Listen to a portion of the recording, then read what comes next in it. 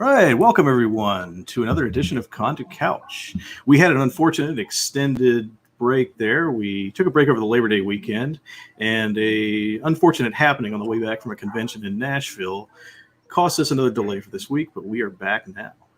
And we've got another episode of Buck Rogers. Jay Parker, as always, is our games master for that. And we have a very good cast of characters here that we'll let you talk to right now. And here we are. All right. Good evening, everybody. So we've had this long break, and we were going to premiere this over Labor Day weekend, but Cisco's at Dragon Con, so we held off, and we've been patiently waiting to do this. So we've been running the original Buck Rogers using the classic TSR book, which I have right next to me here, the box set. However, after discussing it, it did slow down the gameplay. So behind the scenes for the last 4 weeks, I have been building an entire new Buck Rogers game specifically for Con to Couch. So tonight we are premiering the new Buck Rogers, which someday may go further, or it might just be this great game we run on this podcast. We will find out, won't we? Tonight we're blessed with Siska, who was playing Ardella, but because of time-shifting things, we didn't have Ardella for tonight's game, so she's playing Clando. Now, who is Clando? After tonight's show, Clando will be a guest gamer on the show that you will not know who it is until the end of the game. Clando is the character that will die in every episode. But Clando is a clone that, to explain Clando, Black Barney got himself a cloning machine, and he wanted to test it, so he threw one of his little stooges in it, picked Clando, who was less than stellar, and it cloned him. Well, unfortunately, that cloning device tunes into the first person it clones and will only clone that one person. So now they have an unlimited supply of Clandos to be killed every episode. Like Kenny in South Park, we have Clando. Seska has graciously not volunteered to play Clando. That is okay. She will enjoy the character. She has no choice. We are also blessed by having Kate back as Wilma Deering. I have nothing to say for. Oh, yeah, no, nothing there.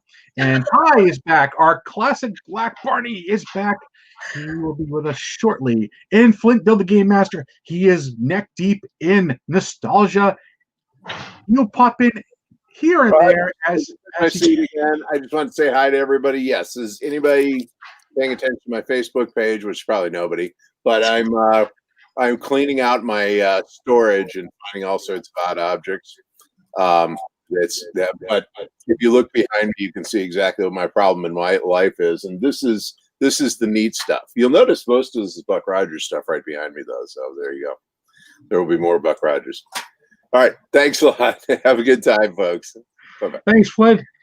Yeah, if you haven't been paying attention to Flint's page, you should be paying attention because he has been posting gold on his page. He's posting stuff that a buddy of mine had graciously donated to my library, and Flint's like, I don't think this is worth anything. I'll throw it in the trash. Like, don't do that, because it took me years to find some of that stuff that he has going. But it's a nostalgia run, and those could definitely be trying on you, because those of you who know, when you start digging through your old stuff, it beats on you, especially when you find stuff that's like it reminds you of some great days and shitty days. All right, welcome back, Ty. Hey, and Ty, Black Barney is here. Yay! Yeah, wow, that looks nice. All right. I haven't printed these up, so I'm happy. Does that look nice, glossy, Ty? No, it's just a color laser. Well, it looks good. That's a big character sheet. All right, so we have created a new Buck Rogers game system. It only requires a D10. So we've designed this game to be completely almost story-driven with a random die roll here and there. So I can do screen share, right? Is that Yes. Okay. Yep. Let's see. Let's make sure I don't have anything inappropriate that I'm going to share. I don't want to put anything in. All right, so this is what the character sheets look like. So we don't have a Buck Rogers this week, so Buck Rogers will be the NPC. So on the character sheet, you'll see this thing called Raw. That is your hand-to-hand physical power. That is how much damage you do in hand-to-hand combat. And now it's not lethal damage, so you can't really kill anybody with it unless you knock them to 0 health, and we'll get to that. Agility is what you use to dodge and also use to shoot, pilot, and other things. Moxie, which you see on my hat, and no, we're not a paid endorsement for the drink, is your endurance. Brains is obviously your intelligence. Sense is your common sense, and then wits is how your spirit, your psyche, whatever you want to call it.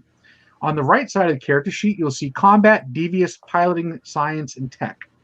So these are the numbers that you'll add to one of your stats. So say you're going to punch someone. So in Buck Rogers' case, he has a 3 raw and he has a 3 combat. So he has to roll under with a D10 a 6. If he rolls a 6, it's an auto success. If he rolls a 0, it's an automatic failure. Auto failures then take us to another table that talks about, what happens when you screw it up. For example, if you screwed up a punching roll, maybe you punch the person behind him, or you accidentally punch yourself. So combat is anything combat related. That can also include shooting. If you look at the very bottom of the sheet where it says attack grade, it says P6. That is physical. That's the hand-to-hand knife fighting type stuff. And the S is shooting, which is, in his case, 7. Devious is the skills for being a shyster. Piloting are the skills for piloting. Science are your science skills, and tech are your engineering skills. On the full expanded version of these sheets, you can have specialties that allow you to re-roll any failure. Underneath which you'll see health bar. Those are your hit points. Underneath that, you see movement. So hit points are determined by adding your raw, agility, and moxie. And then your burners, which are points you can use to adjust your rolls, you add your brain, sense, and wits. Defense is 4. That is the number added to any attacking roll. So that when someone's attacking you. So basically, it's like your armor, kind of like an armor class type thing. And then, of course, underneath it says gear, and it tells you what type of gear the character has. In some cases, some of these things are going to be a little run off screen. So I'll know what the numbers are, and I'll just tell you. We designed it this way so none of you are being held up by rules. So you can just tell me, I'm going to shoot so-and-so. And you can roll your D10, and as long as you roll under that, we're good. Anytime you're going to combat against someone, it's whoever rolls the lowest wins. So, and there's always add-ons to that. We're not going to worry about that tonight because we want to make it fun and make it playable. Or more, it's playable. It just needs to be fun. All right. So, Ty, you're all set? Clando, all set? And Wilma, all set. So last week on Buck Rogers, let's see. Killer Kane and Ardala tried selling each other the robot factory and the data chip to run the robot factory. Meanwhile, Buck Rogers, Black Barney, and Wilma were trying to shyster a deal with, or trying to find out who made the rocket killer device, which had knocked out all the rockets on site. And what they found was that the scientist that had built it was a shapeshifter. And the arbiter for Killer Kane and Ardala, he too was a shapeshifter. And as the fight broke out, the weapon building shapeshifter was killed, and his last dying words was he gave coordinates to where he found the device, or the technology for the device, to Buck Rogers. And so now our band of heroes, minus Ardala and Killer Kane, who are off finishing up their deal because they've decided they're going to work together instead of working against each other, are heading to Earth to go to the location of where this rocket-killing device was built. Dun, dun, dun. All right, let's do this. Let's find the PDF. Okay, here we go. So we are going to skip the first scene of the adventure only because we were going to run this a little short tonight. Not super short, so still an hour and a half. So we go into the second part. So as the rockets, everyone's going to pop into Kane's rocket. Or not Kane's rocket, Black Barney's rocket. Okay. So that way we can keep everyone contained. So pretty much, Keltner dies. He hands Buck Rogers the stuff, and all of a sudden, Ram officers come storming the Excelsior. So you all run out. You head to Black Barney's ship because that's the closest ship at the spaceport. Hop on board the Free Enterprise, and you rocket into space. And Buck looks at Black Barney and is like, I need you to go here. And Buck hands you a set of coordinates, Black Barney, Oh, the other character in this game is Scrug, who's not being played by anyone tonight. He is the pilot, and he will appear in later sessions of Buck Rogers in the Black Barney miniseries coming up in a couple weeks. So he hands you the coordinates, Black Barney. Okay. I hand it off to my helmsman and say, go that way. All right. So Scrug is the helmsman too. He's like the chief engineer and helmsman. We no longer have the first officer because we're going to replace that person with Clando. And so Scrug, he's like, all right. He's like, I've got it. He brings the free enterprise around, and you head straight to Earth. What are the coordinates? I mean, where? The coordinates take you. Let me pull this up here. Coordinates take you to a place kind of like a little bit off. Well, would have been Las Vegas before it got destroyed.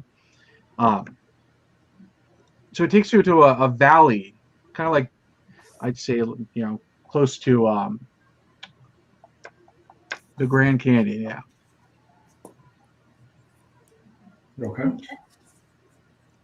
So as you approach, you can see on the viewer that there's a huge cliff, and there's a flashing of looks like metal in the sunlight. Ooh, look, a glint of metal. Huh? A glint of metal. Ooh, shiny. I mean, we're heading for the coordinates, or Yep. is the glint of metal the coordinates, or at the Yep. coordinates? Actually, it looks like the way it's the metal as you get closer, and Scrug zooms in, and Buck points out, he's like, look, it looks like a door, and you can see it looks like almost like a mine shaft door that's made out of metal that's been pried open. Okay. Now, is this going to match what that gentleman was that we talked to? Was it on Mars? The guy that died. On the Is this moon. what is this the moon? Is Yeah. this what he explained to me and Buck? Yep. Okay, awesome. So, Black Barney, this is exactly where we want to be. So Okay. let's keep our eyes peeled. Sounds good to me. So what I wanna Do we land? Well, is there an area where we can land the ship, or? Yep. As a matter of fact, you see there's 3 or 4 rockets that are already parked there in different states of disarray. Looks like they've been there for a while. Some of them are partly buried in sand. Okay. Now, is there any other sign of life as we're landing, or is it just this metal object in Just the valley? metal object in the side of the cliff. Are the ships old? Some of them look old. One of them looks sort of new. And you can see where it looks like another rocket had taken off, because there's burn marks and there's glass Okay. on the ground level. Okay. Does the sand look like it'll hold my ship? Yes. Okay. That's what I was getting at. Okay. Well, we'll land.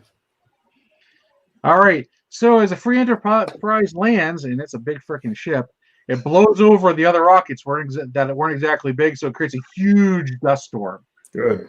So Good. visibility is pretty much zero. So I was like, oh, that doesn't look good there, Skipper. But I'm sure you gotta make sure you take your respirator or you Yeah. wear your mask. We have to make a dramatic entrance. So. Okay. I guess we get our gear, respirators. Tell the crew to be alert.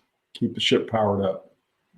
Got a terrible feeling they come running out really fast. So look for us. I do as well. Yeah. Scruggs All right. like, we got it covered, Captain. Don't you worry about that. All right. Don't forget to take Clando with you. Oh, well, I mean, yeah. How many of us are going? All of us, sir. Duh. Okay.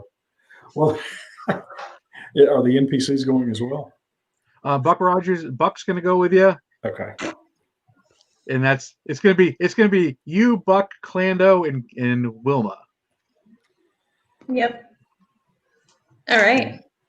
So let's head out. So are we gonna have to climb this rock face to get into the metal object ship? Lucky for you, Scrug is at the airlock waiting for you, and he hands each of you jump packs Good. that allow you to jump Awesome. great heights. This is the 25th century after all.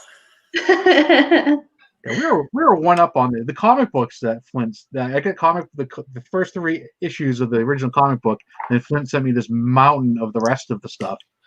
It's amazing all the cool stuff in there that you can actually have visuals for. So yes, you have jump packs. All right. I keep picturing like the Seraphim from Warhammer 40K when it comes to jump packs. These are actually. Let's see here. As I dig, they don't have them in here. If you see the front of the game or one of the games, they have the jet packs that they wear in space. The jump packs are actually similar to that. They just work in an atmosphere. So they kind of stick out from the sides, like Gundam, like Shar has in Gundam. All right. Y'all want to jetpack up? Let's All right. do this. Or is it up or across? It's going to be across and then up. Okay. Okay. Let's go. We'll go. I take aim. Going. Jay looks a little too happy. Well, I'm just like, where's my die so I can get ready to start rolling it? We're going up there, right? Yeah. I point Yep. to the shiny, Yeah. and I went, okay, shiny about. Let's go. Hondo is like, boom, he's out of there. And Buck looks at you and he's like, you didn't fix the cloning machine, did you? What number of Clondo is this? 1. I'm number 1. I'm number 1. You never told Clondo that this is like the 12th clone of Clondo? Oh no. Well, I guess we'll know if there's anything dangerous ahead, huh? Oh, Yeah, I think Clondo! this is a new addition to the Black Barney crew since Ty was here last. Yeah, obviously. Oh, actually, Ty. Yeah. Clondo, Black You Barney missed it. he stole a cloning machine, right? Yeah. He was going to start cloning himself, but he wanted to test it, so he took the most idiot crew member he had and threw him in the machine. So far, so good. He came out like me. The machine was set to only operate for one person. It was whoever it cloned first. So now you only can clone Clondo as many times as you So I need. have an unlimited supply of idiots. Yeah. Great. It's the millennials all over again. You have Hey, Gonna go settle a whole planet. I take offense. I'm not that bad. I'm Gen X. We just sit on the side and watch the world burn. Clondo, you land at the entrance, and there's a man wearing power armor, and what's left of him inside is all like mostly skeleton and petrified, and the front of his armor looks like it's been partly torn open, and he's very dead. There's obviously nothing dangerous in there. So, Clondo, you want to go in? Sure. If We'll you think it's follow. a smart idea. How well armored is Clondo? Clondo is, let's see, I don't really know actually. Clondo, what do you got for gear? Defense 3, light armor value 4. Oh yeah, Okay. Clondo is wearing the equivalent of a trash can for armor. Okay, stand aside. I'll go. I think I'm probably the biggest, heaviest armored person. You lead, we will follow, fearless leader. Yeah, lucky me. Okay, walk up is the door. Is there a doorknob, a swipe, a button, or? No, so what you find is the entrance to the cave is ragged and looks like it has been blasted open with explosives. So there's a metal door there, but it's blown open. And then Okay. there's the remains of a old style power armor resting against the entrance. So the armor, Barney, when you look at it, you know it's like old. I mean, it's an outdated armor that was used during the Ram War and stuff, and it's not something that anybody would use anymore. It's been shot or torn open. The front chest piece has been torn wide open, and it kind of looks like his rib cage. Part of it's been ripped out. Oh, good. Okay. Peek inside Wow. the tunnel. It looks carved out. So whatever this is has been it's been carved. There are metal support beams, and you can see there are lights actually rigged to the wall, but they're off. I see a light switch anywhere. Nope. I'm gonna look at Black Barney and I'm gonna ask him what could have done this. What could have ripped this guy's armor open and blown this door off? It looks like whoever wanted to get in here really wanted to get in here. I'm going to reach out and pet the wall and see if it's smooth or Yeah. not. You're gonna do what? Pet the Pet wall. the wall to see if it's smooth or not. The An wall. unknown deadly xenomorph. Well, the wall has been neatly cut.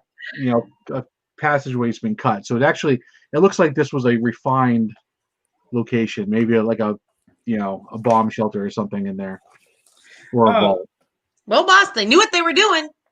Do we have flashlights or IR light or low light gear or anything like that? Yeah, you got flashlights on. Yeah. Okay. No. Well, you have your laser blasters. For those of you who have laser pistols or whatever, so it's almost like a flashlight. Yeah. Speaking of which, I'm gonna have mine like drawn, but at my side. I'm just gonna be ready for whatever ripped that guy open. So the laser rifle out. Who's gonna shine the flashlight? I'll shine the flashlight. Okay. Who else? Connor's making freaking finger puppets. Can I hold my pistol in one hand and flashlight in the other? Yeah, if you have a rifle, the flashlight will be on the rifle. Otherwise, Okay. Yeah. Can I? Yeah. Duct tape the flashlight. Clendo, don't wave the pistol around. Just hold it. So who's going first into the tunnel? Was it Black Barney? Yeah. All right. So Black Barney's going first into the tunnel. And me and Buck are gonna be trying to keep Clondo like calm and not like running around, all excited. So we can make more of them. Yep. But only Okay. one per episode. Okay. So when Clondo's dead, Clondo's dead. Until next episode. Then we have a new Clondo. Probably be bad form to get irritated at Clondo and blast. Well, you would do that because Clondo serves a purpose. However, Okay. Black Barney, as you start going down the tunnel, please roll 1d10. Actually, everyone roll 1d10. Low or high?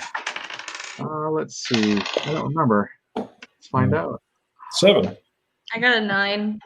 I got a 10. Wow. I hope okay. we had to roll So high. you're definitely going last, Clondo. That's not surprising there. Okay, lowest number goes first. So what did you roll there? I had a 7. 7, Kate? I had 9. Oh, all right. So, Black Barney, you're going down the tunnel with your laser rifle out. And all of a sudden, this thing drops down from the ceiling, goes, and grabs you. Okay. And all you guys, the rest of you all see, like, it looks like this giant, looks like a leathery cape or something just wraps around Black Barney and starts lifting him up to the ceiling. I It don't isn't think he wants to anymore. go that way. I'm going to resist. Please do. What would you like to do, Black Barney? Oh goodness! I assume if I got my rifle out, how does that? The rifle's not usable, right? Oh, it is. I mean, you Wrapped can fire it because right now you're completely wrapped in something. Yeah. I'm just Do you going to have try to throw it off or tear it off. I mean, Okay, give me a roll 1d10. I just need to check something. 6. 6. Okay, you are good. All right, so you rip, and as you rip, you see like this weird blood spray out, and you tear like these leathery, looks like almost like wings, and you drop down to the floor, and this thing drops down in front of you. It has kind of like a bat-like head, but a humanoid body. And it's got long, like bat-like wing things underneath its arms, and these huge, freaking monstrous claws. Oh, It's like hissing at you. okay. Back away. Am I loose from the thing? Yep. Back away. Put the rifle and look at it. If it advances, I'll shoot it. All right, If it just sits there, I'll shoot it. Kate, what do you want to do? I'm gonna move a little bit closer just so I can back up Black Barney in case this thing comes at him, and I'm gonna shoot at it with my pistol. You're gonna shoot? Yep. All right, so roll your shot roll there. That's gonna be your attack grade, and roll under the S number. A 9 again. Ooh, okay. So Wilma, you put laser pistol, right? It's a laser pistol. All right, you pull the trigger on the laser pistol, and it lights up the tunnel, and the thing's like, and it bolts down the tunnel. Even though you miss, it causes it fear and it runs. Well, there's worse things that could happen, I guess. Good shot. Any damage to my gear, like acid or anything? It literally, all it did was it tried to grab you, and looks like it was probably going to try to bite your head off, but you got free. Good. So It just wanted to hug you. and Buck looks at it, he's like, "Was that a Batman? Are we in a bat cave? Where are you from? You don't get the joke, do you? You don't have Batman in never mind. They worship strange creatures 500 years ago. Oh. Even I'm not that weird. I think Batman was the god of love or something. I think. So for those who are not familiar with Black Barney, Black Barney is like Captain Stern from Heavy Metal. But like think a Marine Corps version of Captain Stern, and that's what you get with Black Barney. Yeah. All right, I guess we head down the tunnel. All right, you continue moving down the tunnel. And the further you go, it starts to like break away from being like what would be a normal looking tunnel, and starts turning into more like a broken up tunnel. So it almost looks like it's not aged well. Some of the beams are broken and stuff. And you get to an intersection, and you can hear. So off to the left, there's another tunnel, and straight ahead you hear it's dark and you hear water dripping in the distance.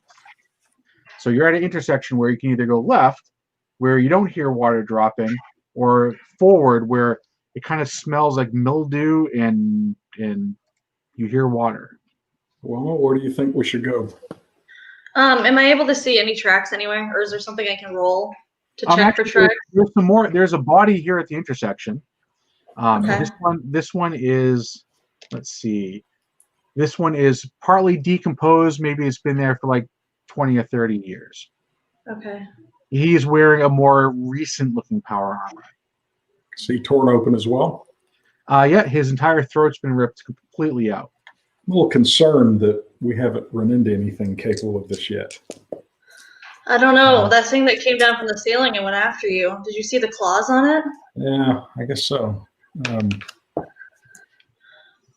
But when I was talking about tracks, it was more like because that beast ran off. Would I be able to see what direction in the tunnel it would have gone? It looks like that the creature went straight. Okay. So Split we're the at party! So what are we at? A four-way? Is it a four-way intersection? A two-way. There's a fourth that goes off to the left, and then it goes straight. Okay, got it. Well, Black Barney, do you want to go after the thing that was attacking you, or should we investigate more of the cave? Maybe we can figure out what was going on here and get out before it finds us. I'm fine with investigating. I don't see any reason to hunt the thing down yet. Okay. So we're going to veer off. We're going to veer off where we were hearing the water, not go straight. We don't want to follow the thing. Okay, so you're heading off where you didn't hear water. Oh, but No, I thought you said where we did. Oh, you hear water from straight ahead. You don't hear water from coming off to the left. Okay, so we're going to go to the left? Yep. All right, so this tunnel goes about 400 yards before curving to the right. There are bodies strewn along the stretch in different states of decay. Armors ripped open, weapons smashed, and the stench of rotting flesh permeates the tunnel. There are scorch marks from laser fire all over the cave walls. Past the curve, there's a sound of running water, almost like a waterfall. A cool mist is blowing from up ahead. I stop and double check all of my weaponry. Hey, boss. Make sure this looks like a meat cooler thing for a monster. Like, seriously, dude? Well, I'm going to be trying not to puke everywhere because of the smell of rotting flesh. Okay. So as you get to the end of that tunnel, it forks again off to the right and left. Off to the right, you hear clear as day a waterfall. Off to the left, you do not.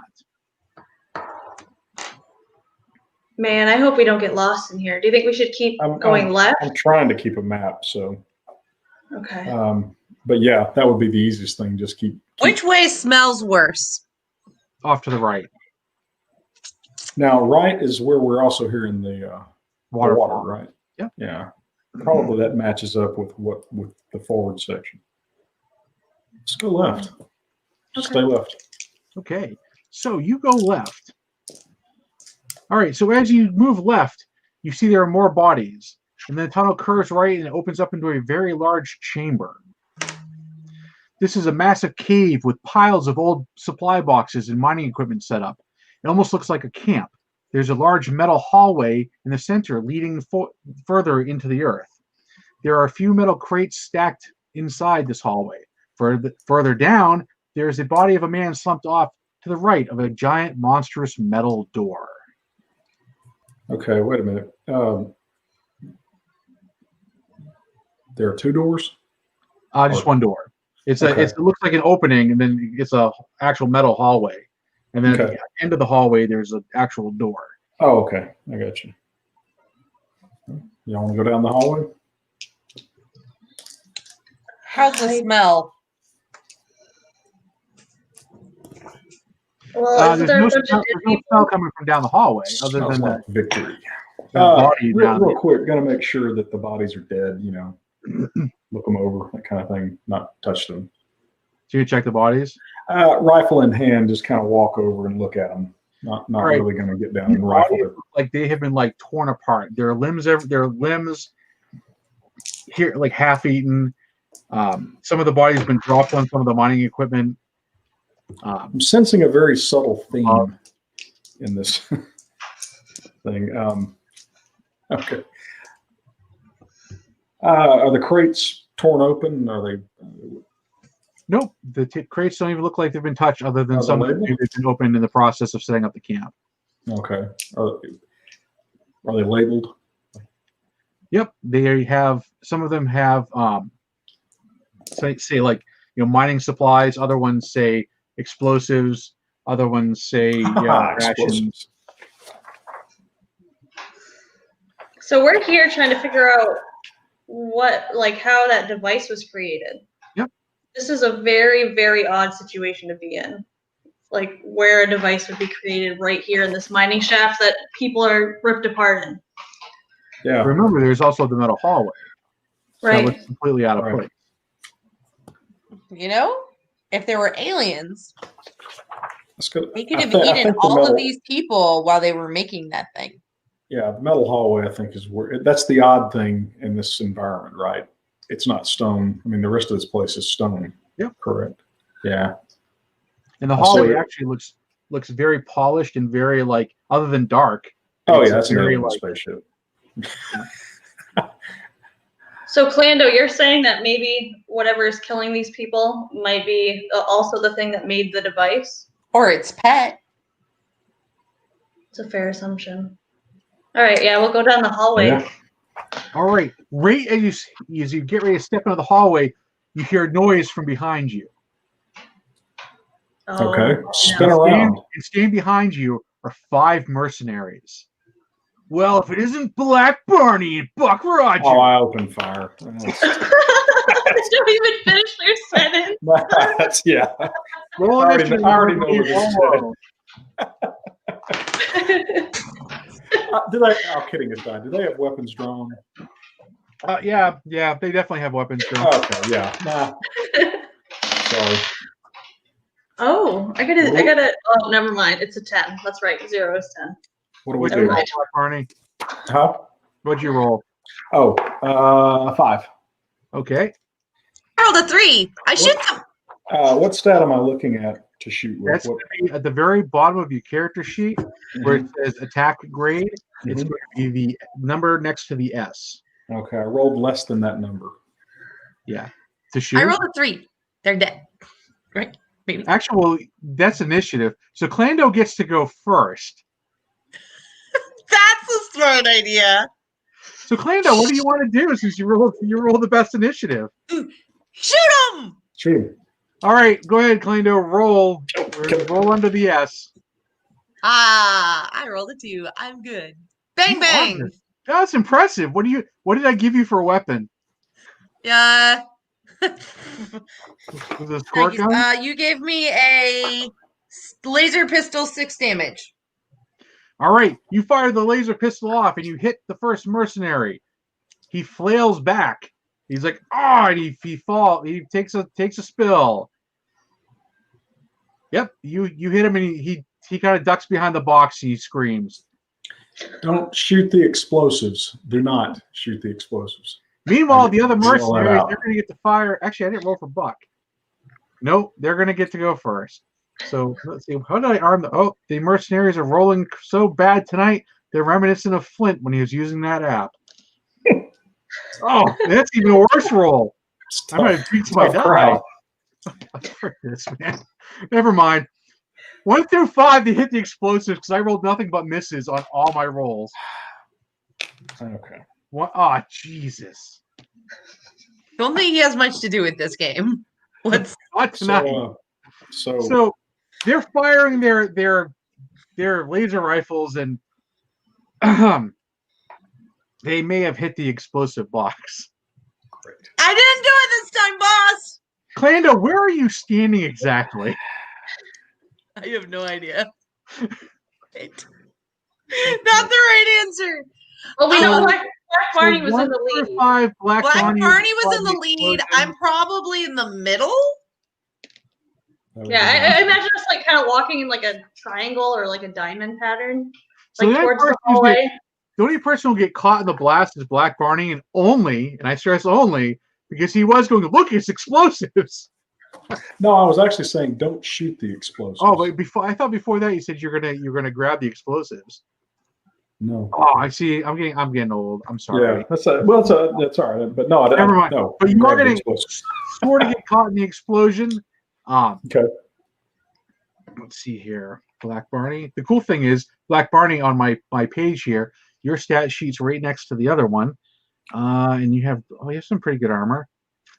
Black Barney, you're going to take 5 points of damage as the explosives go off. The good thing is Black Barney has the most hit points out of any character in the entire game. Good. If you read the comic books, for those of you who follow the original Buck Rogers or the TSR Buck Rogers, yeah, that's pretty. He takes a shot to the forehead with a 45. Ow. And he pulls the bullet off, and they're like, "What? You've never met someone with a titanium skeleton?" By the way, Black Barney in this game has a titanium skeleton, unlike the TSR version. So this comes off of health bar, right? Yep. Okay. Ouch. And now it's it's Buck's attack. He hits, and he actually wounds one of the dudes. Now it's Ty. What'd you roll? Originally, I'd rolled a 7 way back. Wilma? I rolled a 10. All right, so go ahead, Black Barney. You're up. 4, which is much Definitely less than my hit. You fire your laser rifle, and you zap one of them right through the neck, and he drops. Okay. His head smoldering and his mouth blowing fire like a dead Autobot from the Transformers movie. Aw, so cool. Kate, a.k.a. Wilma. Okay. So we have 2 people that are hit. We have that one guy that's hiding behind the box. Yep. Or is he gone because was that the explosive box? No, the explosive box is what was Black Barney was closer to. Okay. That one's gone. All the explosives are now out of the picture. Okay. So if they were standing against the back wall, they'd gone by where the waterfall was that you didn't go by. Okay. I'm gonna shoot the next one over, like in that line of people that are getting taken out. I'm gonna shoot the very next one. Okay. Give us a roll. An 8. Wow, Wilma. Geez, I bought you and Flint both sets of dice so we wouldn't have these problems. I don't know what to tell you. Okay? All right. So you fire, and let's see. All right. So as the mercenaries get ready to do their next volley Clando gets ready to do Clando's volley and then so on, a creature drops down from the ceiling and grabs one of the mercenaries and pulls him up to the ceiling. And he's like, "Ah!" Well, Did we shoot it, boss? No, let him eat the mercenary. They're bad guys. right. I guess full monsters don't come eat Calando, huh? Yeah, I'm gonna keep Clando because I did roll to see if it was going to come grab you. So No, you are didn't there Calando. I'm any not more of Calando. those things? you Up on look the up ceiling? and there's a dozen of them, Oh crap! and they're all waking up. Ah, We're in a nest. yeah, we are. And closer to the metal. Let's start retreating down the metal hallway. Do a fighting retreat because these things are going to start dropping. Are there any directly above us? Yes, actually. Let's get.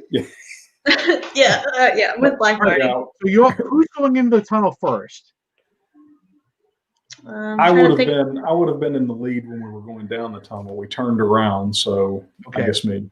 So the minute Buck Rogers enters the tunnel, lights come on in the tunnel. Oh. Very bright white lights. And He always gets good press. You hear a genetic key accepted. Please continue. What was that? I'm gonna say that to Buck Rogers. And Buck's just like, was that one of you? No, it did it when you walked through. I push him and I go, keep going, dude. Yeah. So as you're pushing further down the tunnel, you see the bats. They won't come in the tunnel because of the light. So they're like attacking the mercenaries out. So you hear the mercenaries screaming and you hear laser fire as they're getting eaten alive by the bats. That's nice. Can we see that? Oh yeah. You see like another one will go up and you see a limb like an arm drop down from the ceiling. And Dude, blood's they're like, sloppy it's like eaters. raining blood in that tunnel. They're sloppy eaters. Oh, Table okay. manners. Let's remember when we come back, we probably could use some kind of flash grenade or something. Yeah. They're sensitive to light, apparently. Or maybe we can find a different exit. Yeah, I could do that too. So you do have that door, and you have the body next to the door. Yeah. Is there a obvious control to operate the door? Actually, it looks like there's a handprint reader on the door, and you see where it looks like maybe the guy had touched the handprint thing, and the side of his chest is completely burned open. Looks like he was cut with something like an I think Buck needs to I touch think it. He Buck has the needs to key open it, after yeah. all. Yeah. Let's Buck's let like- the NPC do it. Buck looks at you. Is like, "Are you sure that it said that the lights turned on when I stepped in the tunnel?" Yes. We are Touch sure it. of that, aren't we? Do it. It sure seemed like it. How many of us Alright. actually think we saw the lights come on as Buck stepped in? Well, I was right next to Buck, so Well, how do we know it's not Wilma? No, never mind. And he puts his hand on the thing. And, Wilma's gonna grab his hand and hold it while he's his other hand and hold it while he's doing Okay, that. get a room, guys. all right, Oh, You should have been here Whoa. last session. all right. Yeah, you should miss the last session. So the large metal door slowly God. begins to grind open, revealing a pitch black. We had a very unconventional Buck Rogers last time. Yes. Ah, the he's word not here. grind could have been applied last time too. So, anyhow, the large metal door slowly grinds open, revealing a pitch black room on the other side. There's the sounds of metal stomping on metal as it moves closer and closer. At about 8 feet up, there's a pair of glowing mechanical eyes and a mouth that appears. An electronic voice booms overhead as the mouth and eyes flicker. Welcome to Operational Center Perseus. I am Dr. Theopolis. I have been waiting for you, Captain Buck Rogers. And Buck looks up and he's like, do I know you? Told you so.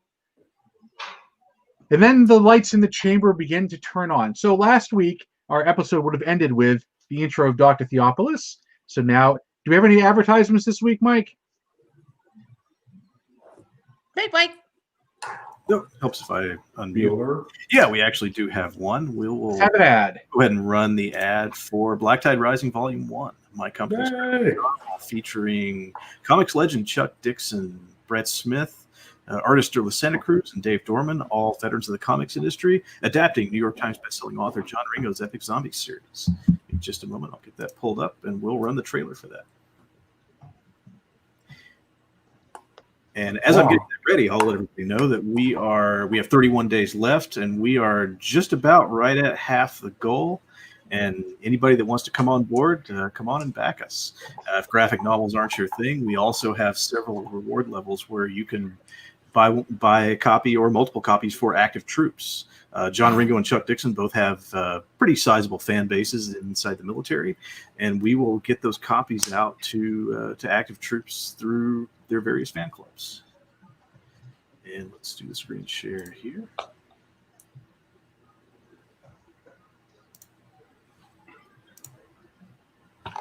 And we've got that up now. And let's see, let me make sure that I actually have I didn't set the sound last time, so I'm going to fix that. And can you please remind me, Mike, to back the damn thing? Because I keep forgetting it's a graphic novel.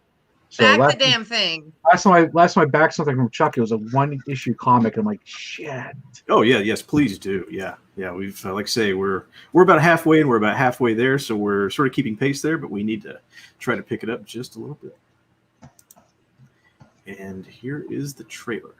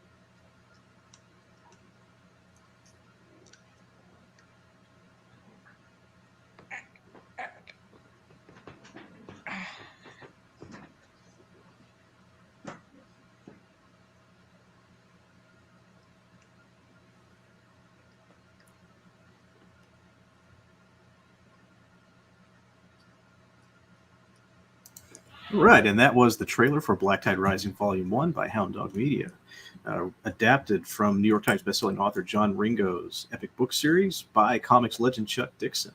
I'll take a quick moment and just go real quick through some of the features we've got here. The first thing you see is Dave Dorman's superb artwork. This is going to be the cover for the book. Dave Dorman, if you don't immediately recognize the name, did a lot of the official Lucasfilm art for Star Wars all through pretty much the time that Disney acquired the property. And as far as our perks go, our featured one of today is you can buy a copy of the graphic novel for yourself and one for an active troop. We've had a few claim that. And you can just do the straight book for a troop. And then we also have 5 books for service members at 20% off the list price. From there, we've got our basic graphic novel and art print. The art print is a cover-size print of the unlettered cover art, kind of like what you see on the front of the site here. And when you go to check out, you actually do have an option to get that upgraded to an autographed version by Dave Dorman. And you can buy 2 graphic novels for a little bit off the cover price there. And we also get into our autograph bundles. We've got one here at $125 that's signed by Chuck Dixon and Durla Santa Cruz, the artist and the writer, respectively. Or excuse me, the writer and the artist. Chuck is the writer, Durla is the artist.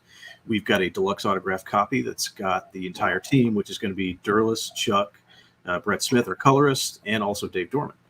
And from there, we jump up to a signed numbered art bundle. And that is a numbered autograph limited edition 11 by 17 print of the cover art that's suitable for framing. And that is signed by Dave Dorman. And those are going to be extremely limited. And we've still got plenty of those available. And from there, if you really want to spend some money, you can be drawn into the book.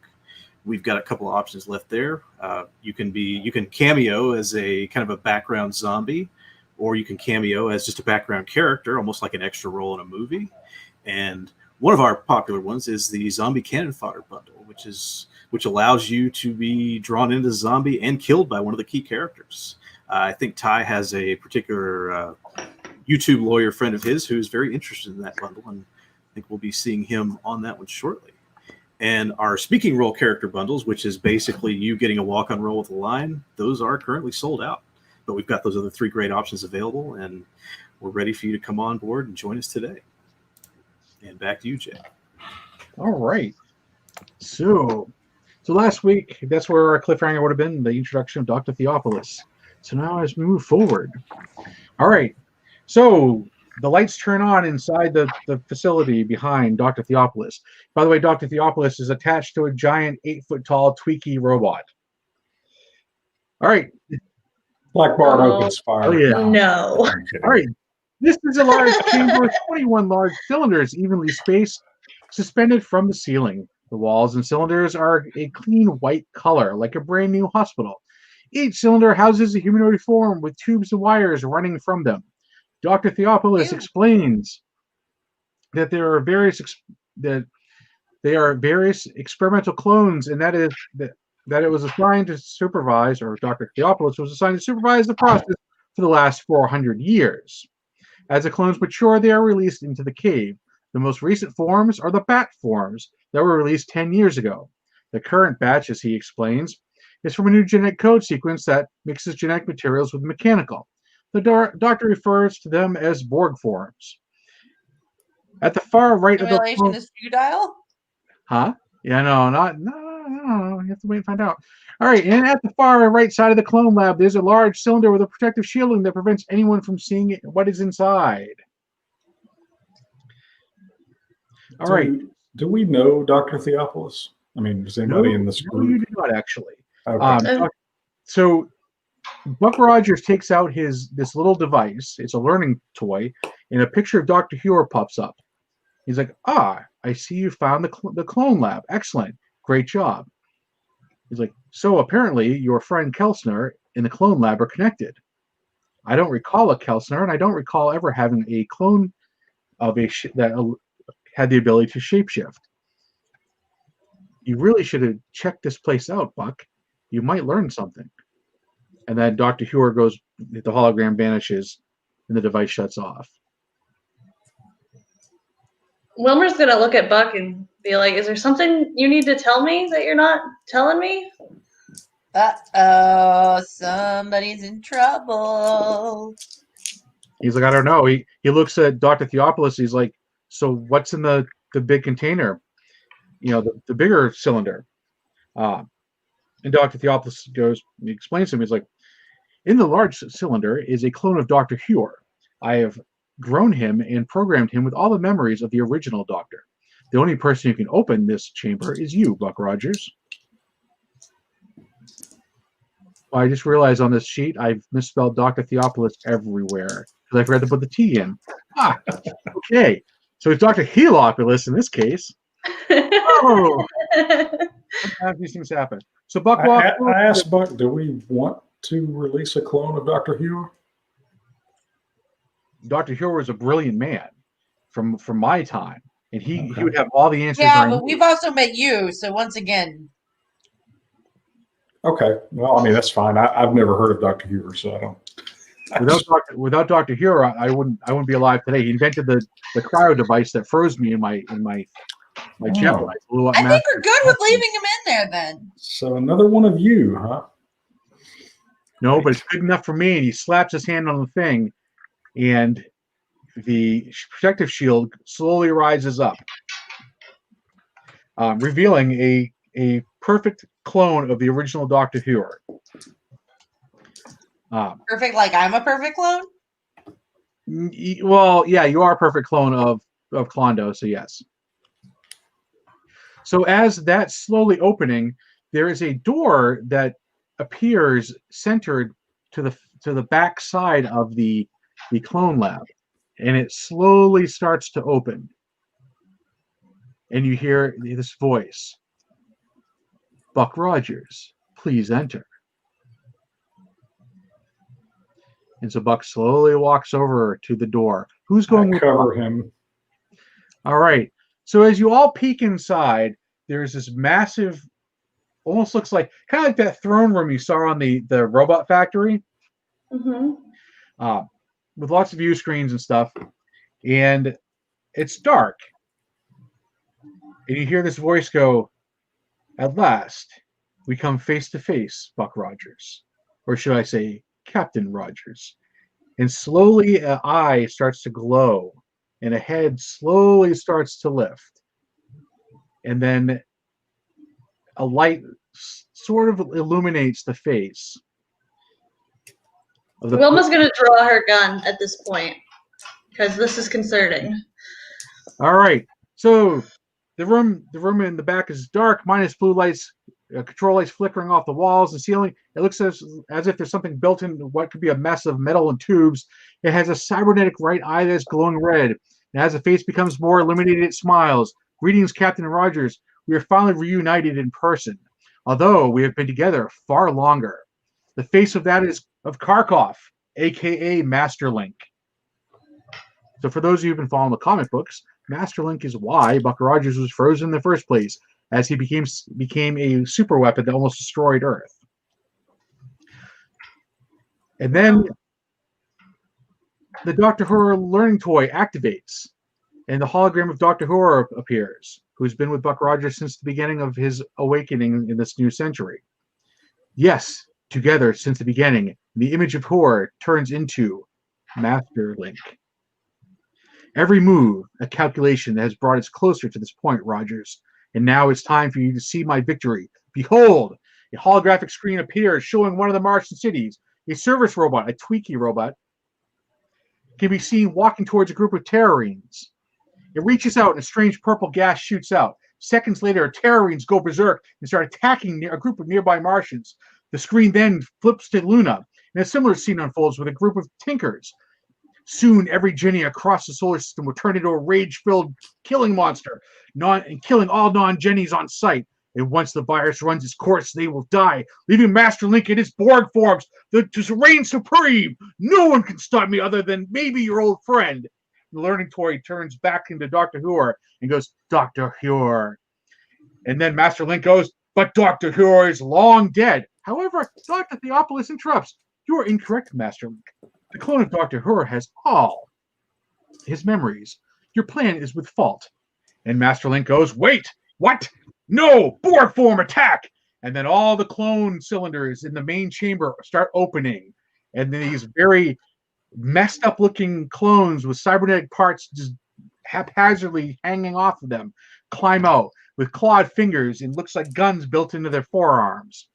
Dr. Theopolis looks at Buck and Black Barney and Wilma and Klondo. "You must prevent him from destroying that clone at all costs."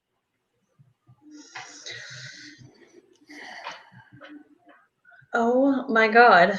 How many clones? If he hadn't touched that, things would be much better. How many clones are?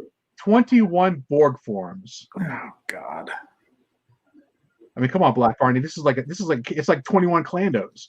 Oh yeah, yeah. Well, I really only know one way to solve a problem, so I open fire. All right.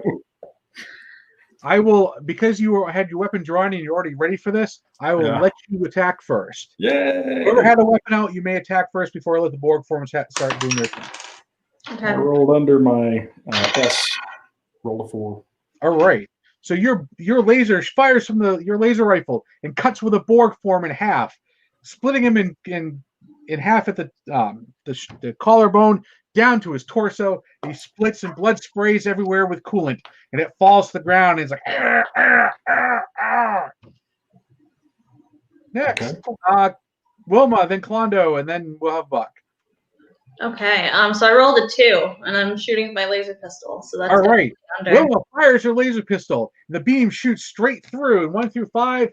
Oh, I rolled a 0. Never mind. Yeah, shoots straight through one of the Borg form, and it kind of stumbles back for a moment. Klondo. I rolled a 10. So, in the Buck Rogers game, we have this great section called Foobar. Oh no! Collateral results in critical failure. Roll 1d10 for shooting roll. Oh, I rolled a 10. Power cell goes critical, explodes, doing 2 times damage to everyone within the blast radius. Can I throw the power cell into the clones? No, unfortunately you can't. But luckily for you, you were standing near a whole bunch of those nasty things, the Borg form, as they were coming out. So a laser pistol, correct? Or a rifle? Pistol. Laser pistol does 6 points of damage, which means it will do 12 points of damage. And you're surrounded by 10 Borg form. Oh, but Klondo, you may die, but you may have saved the day. And you'll be back next episode anyway. We'll bring it up. So, how much your health bar look like, Klondo, without the damage? 9. That's really all you have? Yes. Gee, I wonder who made my character sheet. Well, technically, you weren't ever supposed to play Klondo. It's just supposed to be a guest celebrity. So, I'm not a celebrity. No, I'm kidding. let's put it this way: it could have been Pondsmith playing Klondo, and no one ever would have known it. Oh, actually, everyone knows his voice, but that's Klondo's for the guest celebrity, surprise celebrity person. So, okay, so That's not We'll bury your remnants with honor. So, how much armor do you have, Klondo? Because he's trying to say.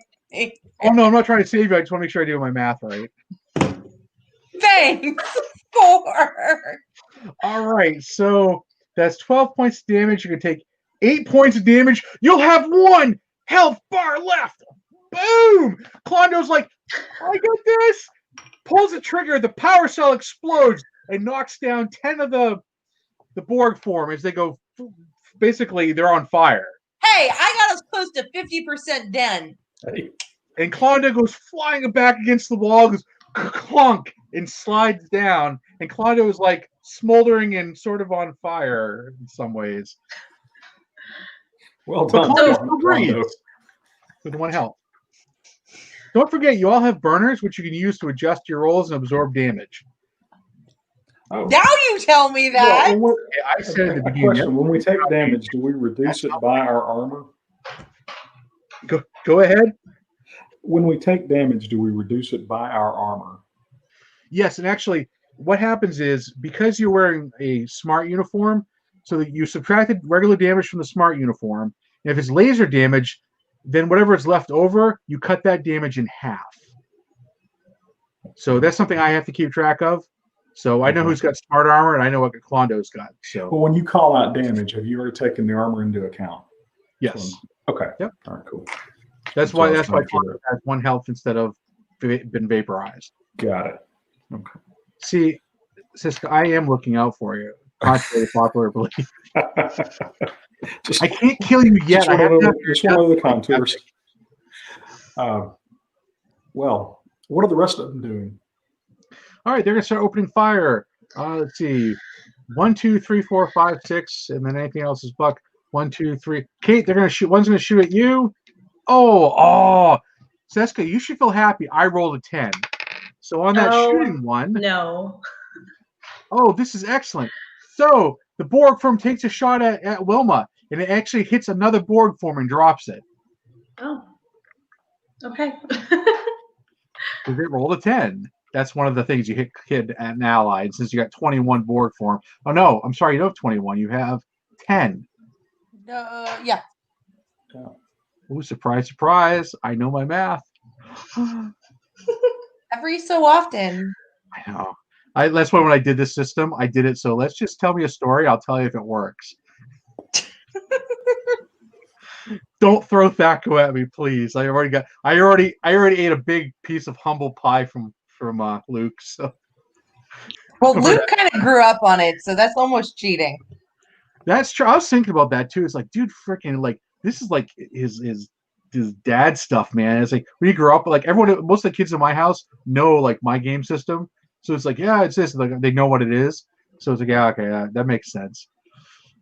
That's cool. I mean, hey, it's not very often you say Luke Gygax told you how to use Thaco. So. Lesson learned. Or you could read the rule book. Yeah, I read it again afterwards. I'm like, wow, I feel stupid. With all the shit left out of the book, that was not left out of the book. I'm like, come on. All right, I was saved by chance. So what do we? Is it another one of the clones' turns, or? No, that's a miss. That's gonna be a miss. No, so they're wildfiring. It's almost like they're not like programmed to fight. They're just shooting everywhere with these. Sounds like mini machine guns firing out of their wrists. Well, they probably weren't expecting Clando anyway. Yeah, and on top of that, most of them don't even look like they're fully developed. I mean, they're not finished clones. Okay. Sorry, Ty, I didn't mean to cut you off. Oh no, I don't have anything to add. So, Clando. No, who's next? It's Black Barney, right? Yeah. Yeah. Did Buck go? I think yeah, Buck is in a state of shock still. Yeah, Buck is just standing there staring at Karkov in shock. While Karkov sits here and laughs. I hit. I rolled a 3. So. Oh, good. So Black Barney, you fire another laser blast. You cut one in half at the waist. Torso falls to the ground, and it's kind of flailing around in nasty ass fluids like spraying everywhere. Wilma, what are you doing? All right. Yeah, I'm gonna just keep firing at them. But I'm gonna look over and yell at Black Barney, and I'm gonna be like, "Well, I guess your clone of Clando definitely helped us out in this situation. He proved to be useful." We'll bury him with honors. I'm still alive. No. He'll be stone dead in a moment. Oh man. Crush wound. You're not fooling anyone. So the laser battle continues on, and Wilma, you hit, right? Yeah, I rolled a 2. Hey, look at that! You see, if you roll enough times poorly, eventually you roll a good number. Yes. All right, so you fire and you drop another one. Clando, you have no weapon. What would you like to do, Crispy Critter? Crispy Critter? Mimi. I don't know what that means. Clando, you don't even have any facial hair or hair at this point. You've been burned off. Shit. Do I have anything else, like a knife or anything? Oh, yeah, I will say you have a knife. Stay back, Clando. You're going to get killed. Okay, I'm going to get off the floor at least, though, if I can. Okay. And do I have, like, a first aid kit? No. You I'm not sure we trust you with one anyway. You do see Buck. He's running towards this cylinder that has the clone of Hure, and he's taking up a defensive position to protect it. And Dr. Theopolis and the Twiki are following him. 1 second, you like froze on my end. I got defensive position and freeze. Dr. Theopolis and the Twiki robot are following Buck and talking to him as he runs over to. I'm gonna go see if I can help Buck. That I don't know really what I'm gonna do. All right, so you run to help Buck. Oh, did you luck out? Master Link leaps out of the room like this giant mess of like robotic parts and almost nails you head on. So as you run by, this big clunky robot thing goes sliding across the metal and just misses you. And you hear go, "Where do you think you're going, Buck Rogers? I will have my victory." Is it like, did it crash into the wall? No, it slid into a bunch of the cylinders that used to house the Borg forms. And actually, 1 through 5, nope, he doesn't hit the other Borg form though. But there's this giant badass robot with human torso built into it in Master Link's head.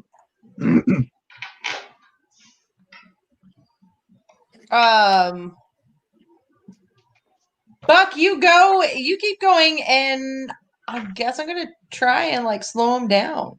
So just to kind of give you an idea what Master Link looks like, this was the Master Link from the comic. Uh-huh. And Master Link was built into like a Star Wars laser satellite. It was basically imagine Skynet, but a cyborg type thing. Very anime.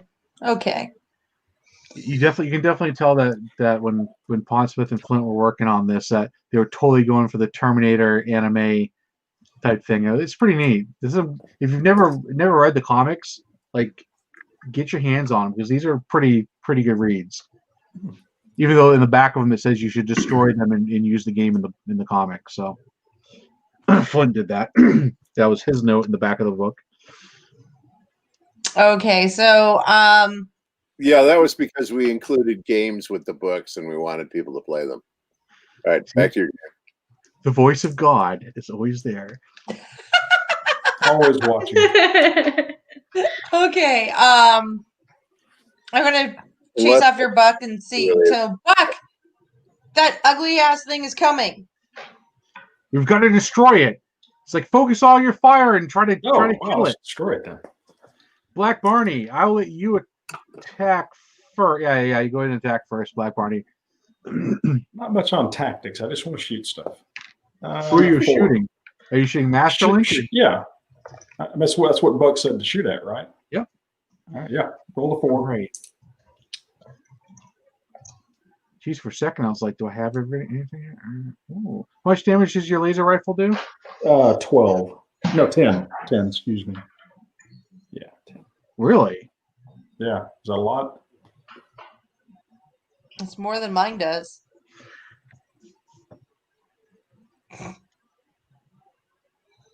Oh shit. We have a problem, Houston. You fire the laser and it ricochets off. Killed me, didn't he? Jay looks too happy. He killed me. So it has reflective type armor, or yes. Oh, that's unfortunately none of the weapons you have are enough to stop it. However, you're lucky because Scrug comes running through the door and he tosses you a rocket rifle. Who, me? Each of you a rocket rifle. He's like, I think you're gonna need these. I think you're right. What a lifesaver. All right. We fire. Yes. Yeah, I mean, we're all going to concentrate our fire, right? Yep. Yeah. So you can all shoot at Master Link. All right. I rolled a 10. Same. I rolled a 1. Holy shit. So Wilma kills the thing and we kill the party. Is that how that works? No. You guys killed the party. I killed the thing. I rolled a 1. I'd really be pissed if Klondo's a sole survivor from this one. Yeah. Klondo's doing better It's been than that kind of week, though. Black Barney. Actually, luckily for you two, I rolled both, and you both got your weapons just do not fire. Okay. So you pull the trigger. Meanwhile, so Klondo, I'm going to give this one to you, and Seska, I owe it to you because you got stuck playing Klondo. 1 through 5, it's a kill shot. I hope it's a D5.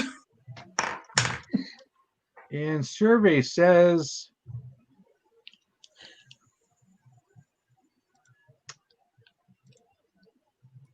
it does 12 damage, right, for the rockets? I don't know. You got the stat sheet. Oh, really? That was see not a rocket. Here, I just cut. I'm sorry, I didn't mean to cuss. Let's go to Scrug's character sheet because he's the only one who's got the rocket. Right. Oh, that does 14 damage. That's a pretty great weapon. All right, you fire the rocket, and it hits. Dang! Hey. My communicator goes off. It's done. Ding sound. It hits Master Link off the forehead. and he kind of stumbles back. He's like, ah! And the machine kind of clunks and knocks out some more stuff, 1 through 5. He's not hitting any of the other stuff. And you hear Dr. Theopolis go, fuck, he is transmitting a signal to a ship in orbit. He's trying to upload himself and escape. Cylons. I hate Cylons. Let's shoot it again. And let's see. He gets to attack once, and he's going to attack Clando. Oh no. Okay. So So long, Clando's nice knowing you. like celebrating with a rocket rifle, get that one hit, and all of a sudden Clando's head goes boom like a watermelon. God. From a shotgun blast coming from like an auto shotgun built into the Master Link's arm. And all you see is it's almost like that nerdy kid from Stargate that none of us could stand that finally gets killed. The dumb one Daniel who's Jackson? blown up. You remember that? At the end, near the end of Stargate where they're fighting the Jafar, as Ra is leaving, or he's got the fighters attacking him and stuff. You mean the movie? Yeah, the only kid to get killed in the movie. The dumb one. So yeah. Thanks.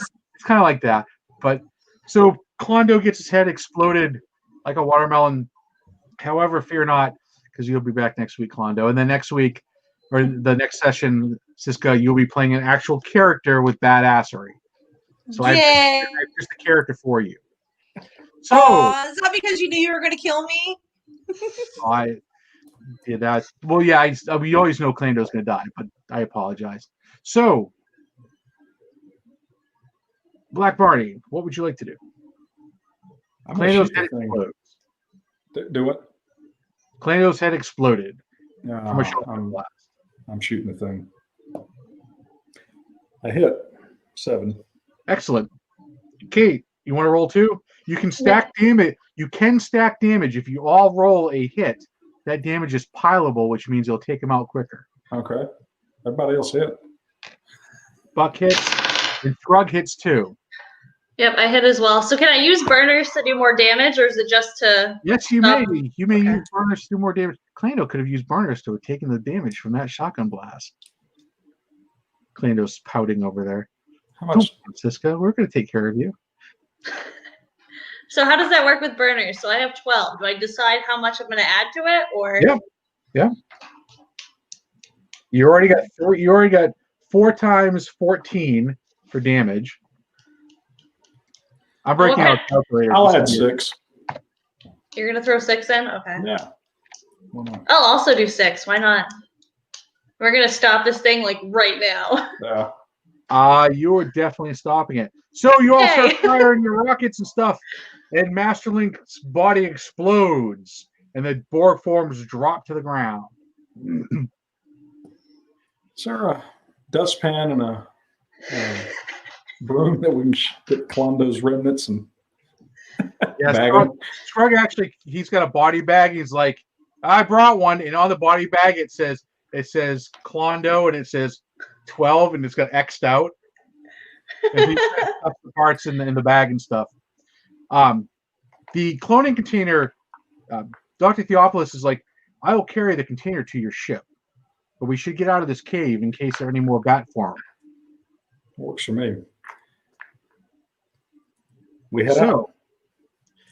Dr. Theopolis and the giant Twinkie robot pop the pod, and they start carrying it, and you guys head out of the cave. Along the way, you see the remains, or the gore remains of the mercenaries. And when you get outside, you see the mercenary ship with the few crew members it had, and they're all on their knees on the ground, being held prisoner by the crew of the Free Enterprise. We're going to bury this Klondo with honors, Okay. seeing as how he killed more than the rest of us combined.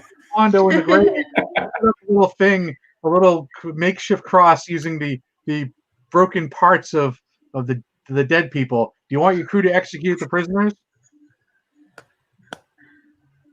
No. Nah. All right, so you leave them there, and you all board the Free Enterprise. And so Scrug's like, We deactivate their weaponry on their ship. okay.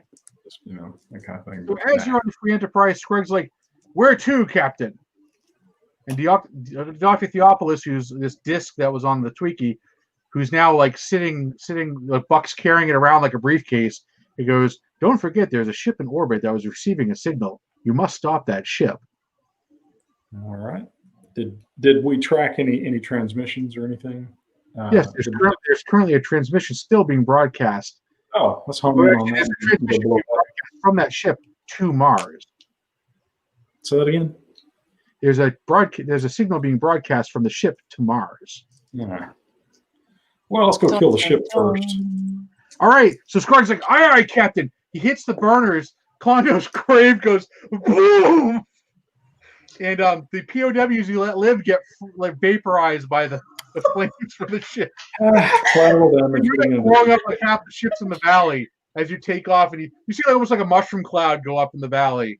And Scar's like, "Sorry, Skipper. I might have hit the throttle just a little too much. That's okay. He deserves a hero's funeral anyways." Can't make an omelet, so and he shoots into space. Meanwhile, Klondo, you step out of the clone chamber. Yay!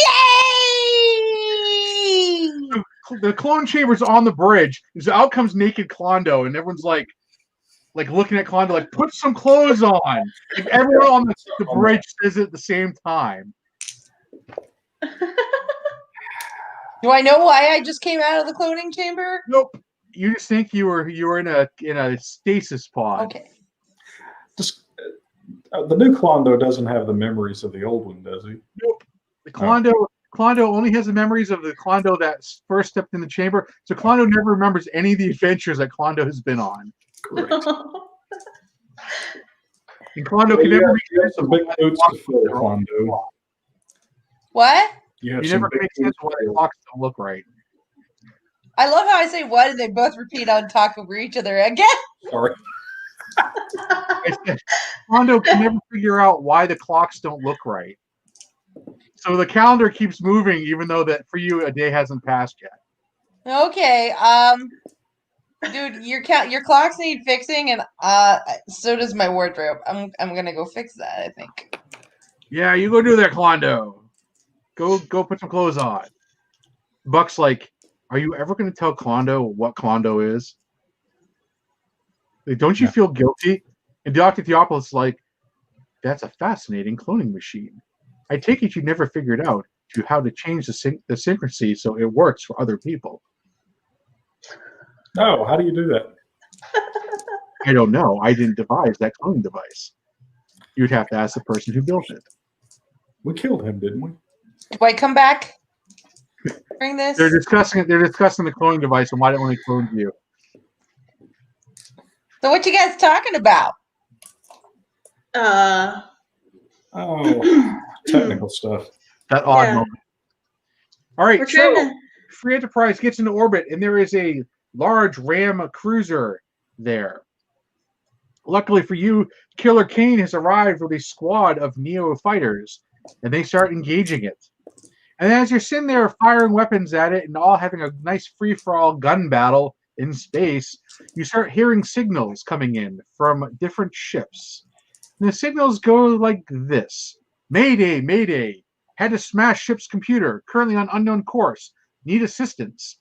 And the messages are pouring in. Turn the computers off. Time. Turn the computers off. All right. Some system You will guys be start shutting the deactivated. computers off. Dr. Theopolis goes, "Masterlink must have succeeded in uploading itself across different mainframes.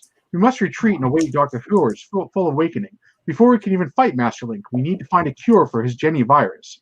Only then can we strike Masterlink itself. I've plotted out a course to a remote station that was cut off from Neo and Ram. We can guide the survivors there," Dr. Theopolis explains. Sounds like a plan. Yeah. Let's do that. Sounds like the only plan we have now. Yeah. All right. So as you rocket off to It's this deep space outpost, you pick up more signals and stuff, and you start seeing video feeds of Mars. That'd be funny, actually. Jenny, Can we call the virus Genevieve 19?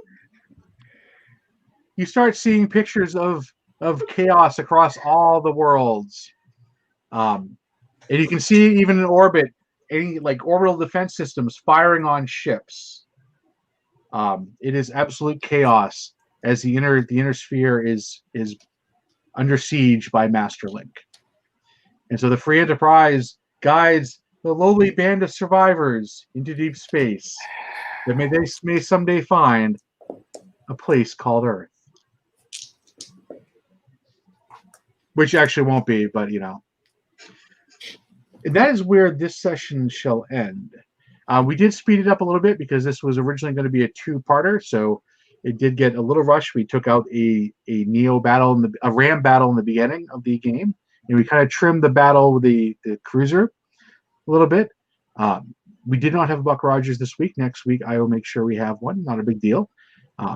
Our normal Buck Rogers is actually Luke is out there with his crew, dealing with the fires in California. So we all wish his people safe, so they all get home to their families. And our other guests will pop in. The California National Guard is doing some amazing badass shit. Yep. So keep them in your thoughts and prayers or whatever you worship for gods or whatever. Was it 7 distinguished flying crosses awarded to those folks for rescuing, I think, between 200 and 240 trapped people that Cal Fire said, no, there's no way we can do it. Because that's Cal Fire. Yep. As an Army vet, I reserve the right to always rag on the National Guard, but no, not this time. You know, I gave up ragging on them after 9/11. The minute they got deployed overseas, can't pick on National Guard anymore. So, all right. So that is where we end. What were your thoughts on the mechanic overall, or should I say the lack of mechanic? Oh, it's fine. I think watching you calculate THACO is fun. You know where you can go with that.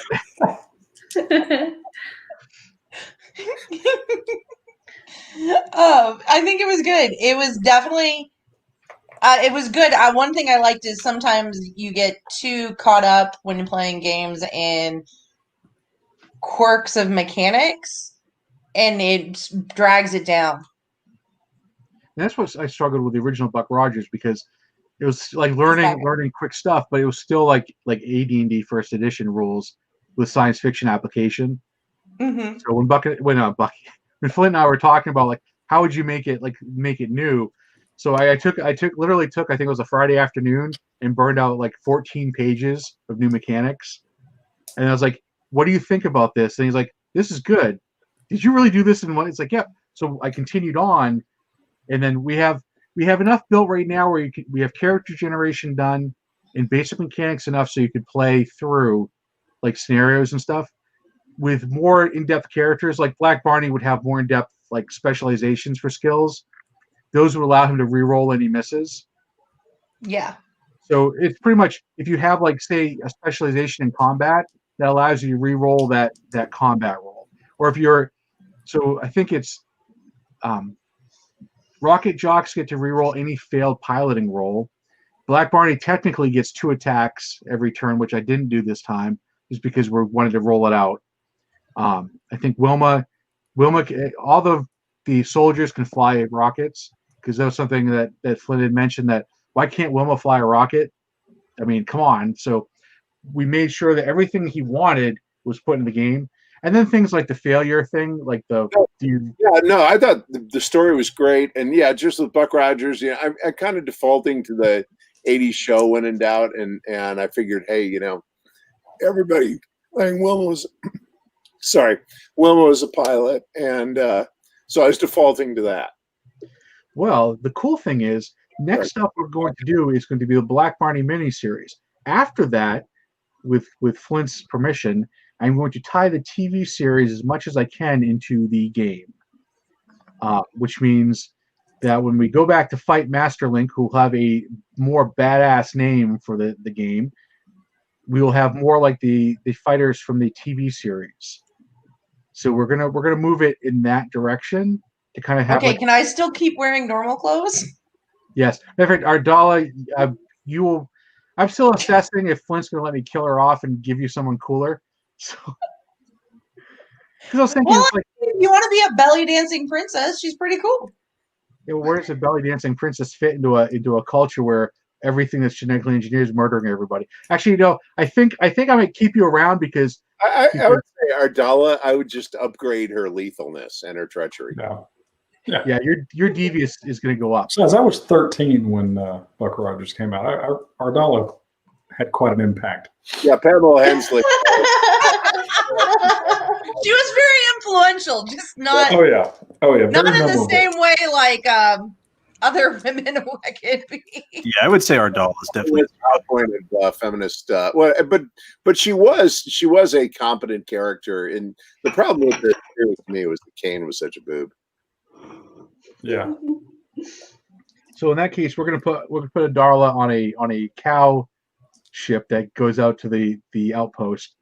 But my objective is to merge the as much of the show as I can into the classic TSR story to kind of have like a blend to kind of give it the update without destroying the story of Buck Rogers. So Like remastering it. yeah, pretty much, but not as bad as the 16 editions of Phantom Menace and A New Hope. So. Well, if nothing else, I would imagine that Ardala probably has a lot of complaints about her diminished quality of life since this lethal Jenny virus has been unleashed on the galaxy. Yeah, the Jenny virus. I realized Jenny 19. I did it, and I'm like, shit. I've never ran this by Flint, and I'm about to really fuck with everything he's done. Including the stuff that Pondsmith did. We never properly did Jenny's anyway. I mean, I love what you're doing. So I told Mike, I was talking to Pondsmith on Friday, and I was like, or on Saturday, and I told him it's like, I'm about to do something really, because he's like, be careful with my baby, because Buck Rogers, that was my baby. I'm like, okay, well, I'm about to do something really messed up with it. I'll tell you what it is after the show, because I didn't want to tell him it's like I'm about to wipe out all your Jennies, and I'm about to turn Master Link into something scarier, and flip the entire game upside down for like some sessions. So next time we play, it will be a Black Barney 3-parter. So Ty, you have Black Barney as long as you want. Kate, I'll probably keep you as Wilma in this case, because I noticed in the comic books there's a lot of Black Barney Wilma interaction, so that actually works well. Siska, I'm going to put you as there's a really badass chick on Black Barney's crew, like seriously, like I'm trying to think like a Domino from the 007 film. Okay. So I was like, huh? Black Barney's henchman, who you would expect to be even tougher than Black Barney.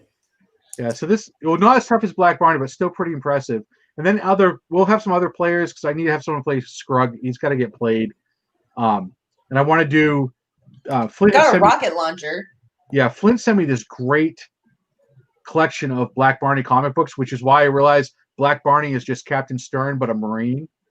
And because what we gotta get is we gotta see if we can get Kevin Altieri to come do it. He was the guy that wrote and drew all the Black Barney comics, and that would be kind of fun thing to do. Yeah, because I mean, so we want to have a 3-parter of that, and then after the 3-parter, we'll I don't know. It's up to Flint. Whatever he wants to do, we'll do. No, I am loving what you're doing. I'm just, and I will be actually functional and serviceable next time. I promise. The Black Barney game is going to be, we're going to do hardcore, crazy, over the top, like black comedy, like really dark shit. So in the meantime, Ty, can you do me a favor? Watch the heavy metal movie, specifically just the Captain Stern. Not guilty. And then also make sure you watch Full Metal Jacket and get the Marine Corps guy. I need a mix of that dude and Captain Stern, and that would be our Black Barney for that miniseries. Maybe your Scrug, your first pick there. We'll try to get him in on this one. Who? Yeah, and the Scrug character sheet is actually really cool. I mean, the artwork. Flint sent me so much stuff that was like Klondo. Siska, if you go on the cast page we have, there's a scroll thing of different, like Klondo dies every episode. Those are all different deaths that they're no-name characters in Buck Rogers that just keep dying horribly. And I'm like, that'd be so cool if we had a character named Klondo who dies every episode. So I will look for a special guest to play Klondo next time. So I'm going to try for like really hard, like a big name. I got a couple guys that have a thing for Flint. So I might get him to get on the show. Flint, how does Flint feel about that? That one for the team, Flint. Enemies here, but it's not like I know I got industry guys who are like, you're so lucky you get to game with Flint. I'm like, well, you want Flint's to be on the show? start gaming. Okay, that's the real thing here. So they're like, it's like, you want to be on the show? It's like, we'll create a character for you and you come on. And now we have Klondo. Klondo takes care of that across the board every time. So, but I'd like to thank everyone who watched tonight. It's a test run of a new system. I'm going to go through and I've taken some notes. And if any of you have notes that played, please kick them along and I will make some adjustments. Flint, I do this every Friday. It's when I work on it because I'm busy the other days. However, I will admit sometimes I do take time out of my teaching schedule to play around with Buck Rogers stuff, which I shouldn't be doing. So, but I have not signed any papers that require hardcore grading yet. So, but I want to thank all our players. Ty, thank you very much for coming back, man. We love you as Black Barney. And we notice you're more distant today. You got a different position on your camera, so. Yeah, I changed my room. So. And Seska, thank you very much for joining us. I'm glad we waited 3 weeks to get you back on the show. Sorry. Going virtual as a convention takes a lot of time. No, I know. I'm just messing with it. Kate, thank you very much. Thank you very much for giving us your time tonight. I know you got a test tomorrow, and I wish you well. You better do well on it, or I will personally go on a campus and kick your ass. Okay, you got it. Thank you so much for having us on the show and running this game and stuff to carry on your family's great legacy here. I mean, I am loving this. This is the most fun I've had with Buck Rogers in decades. Well, we can keep this going until one of us drops dead. So Perfect. All right, and since we're about to head off there, we've got to hopefully have a great lineup for the next time. I'm sure we will. And just a reminder to everybody, the Games Master, Almost Famous in the Geek 80s by Flint Dilley, is available on Amazon, Barnes & Noble, all of your major booksellers. Audiobook, hardcover, signed hardcovers available at Rare Bird Publishing, and the Kindle edition, which is now available. A little bit of a hiccup with that earlier, but it is now up for sale, and you should definitely go get it. And there's Jay's copy right there. go get the damn book. Read the freaking thing. And as we sign off here, I'd just like to thank everyone for tuning into Con to Couch. And as always, if you have any suggestions or any ideas for future shows, feel free to pass them on. We'll take a look. We're concentrating on the games, the virtual tabletop streams every other week now, but we are looking to down the road a little bit add the sort of podcast style show, sort of kind of as an icebreaker and kind of break up the field, so we don't do the games too much every week and we keep it fresh and fun, and we'll have a lot of good pop culture stuff to do with that. So with that, I'll thank everybody again, and we'll sign off for tonight. Take care. Bye.